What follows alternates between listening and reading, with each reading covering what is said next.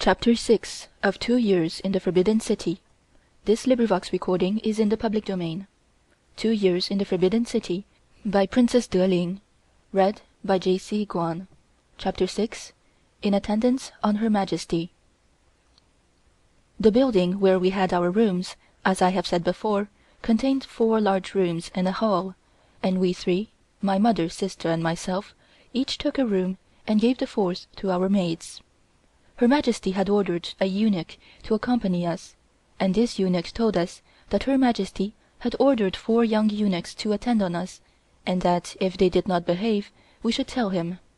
He also said his name was Li, but as there were so many by this name, including the head eunuch, it was very hard to tell them apart.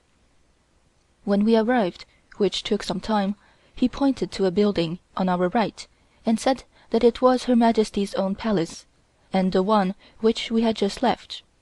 I could not understand why it had taken us so long to come, when the palace was so near, and asked him about it. He told us that our little buildings were at the left side of the Emperor's palace, and that Her Majesty had had the entrance leading from our place to her palace closed up for certain reasons which he would not tell, but said, "You see, this place ought to face east, instead of towards the lake." The view on the lake was beautiful, and I told him I liked it much better the way it was. He smiled and said, "You will have to learn a lot before you find out this wicked place."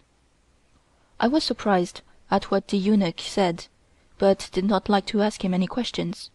He also told us that the Emperor's palace was just behind our place, and was a large building similar to Her Majesty's palace. We looked and could see the trees of his courtyard above the roof. Then he pointed to another building behind the Emperor's, which was larger but lower than the Emperor's palace, and also had a large courtyard, and said it was the young Empress's palace. It had 2 buildings flanking it on each side, and the eunuch told us that the one on the left was the secondary wife's bedroom. That there had been an entrance between the 2 palaces, but that Lao Fo-Ye, the great old Buddha, as the eunuch called Her Majesty, had blocked it up so that the Emperor and Empress could not communicate with each other except through Her Majesty's own palace. I suppose this was the way she kept watch over them and knew at all times what they were doing. This was old news to me, and I did not know what to think of it.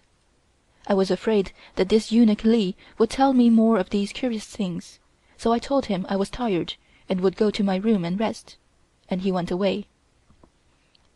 When I finally got inside my room and had a chance to look around, I saw that it was very prettily furnished with ebony wood furniture, which was covered with red satin cushions, and the windows were hung with red silk curtains. All the bedrooms were just alike. The kang bed was made of brick covered with the same kind of wood, and ran along the wall under the front window. It had high teaster posts with slats running across, on which red curtains were hung. These kangs are very curiously built. They are made of brick and have a hole in the front center in which fire is placed, to heat the brick in winter time. During the day a sort of table is placed on top of the kang and removed again at night. Shortly after we had gone to our rooms, some eunuchs came and brought our dinner, which they placed on a table in the center of the hall. They told us the food had been sent by Her Majesty, and that she had ordered them to tell us to make ourselves comfortable. We were so tired that we could not eat very much, and were about to retire for the night, when this eunuch Li came again and told us that we must be up at 5 o'clock, not later, so I told my eunuch to knock on my window at 5.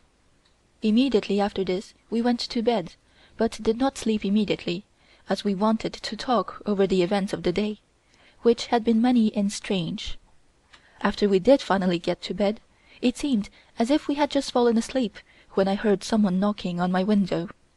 I woke up with a start and asked what the matter was, and the eunuch told me it was 5 o'clock and time to get up. I immediately got up and opened my window and looked out. The day was just dawning, and the sky was a beautiful deep red, which was reflected in the lake, which was perfectly calm. The scenery was lovely, and in the distance I could see Her Majesty's puny mountain, which was literally covered with these beautiful flowers.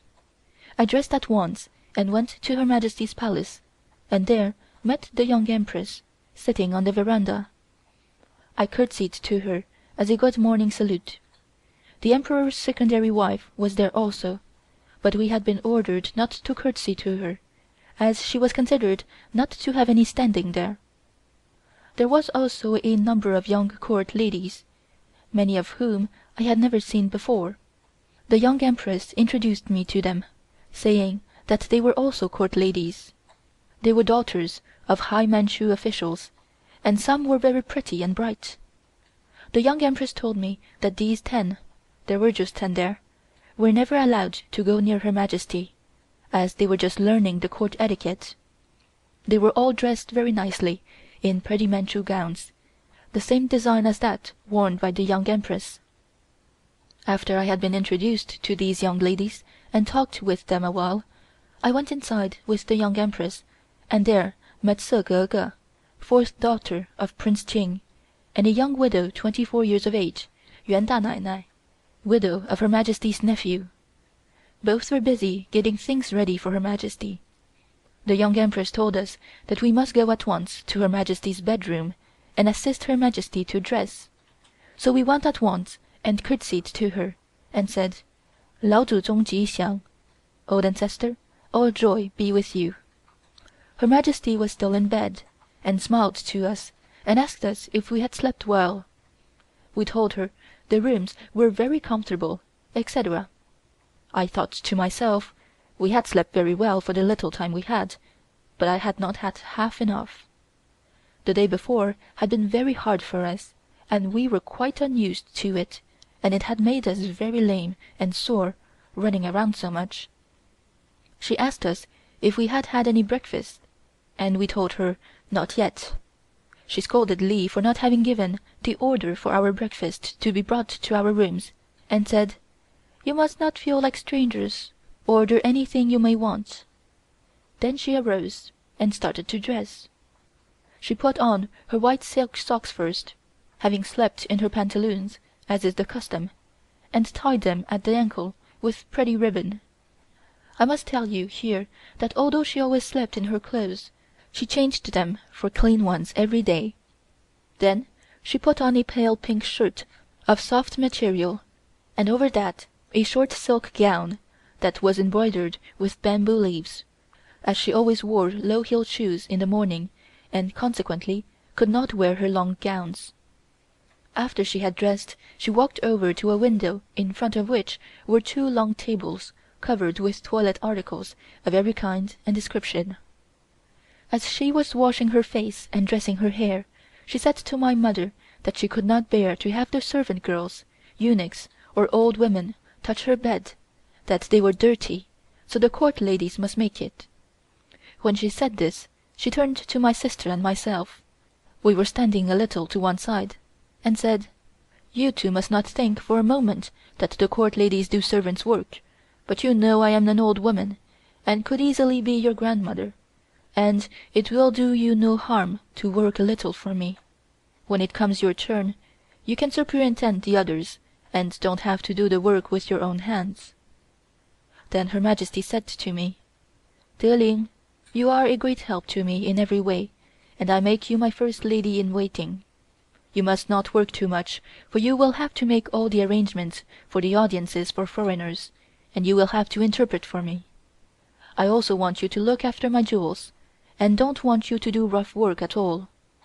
Rongling," my sister, "can choose what she likes to do.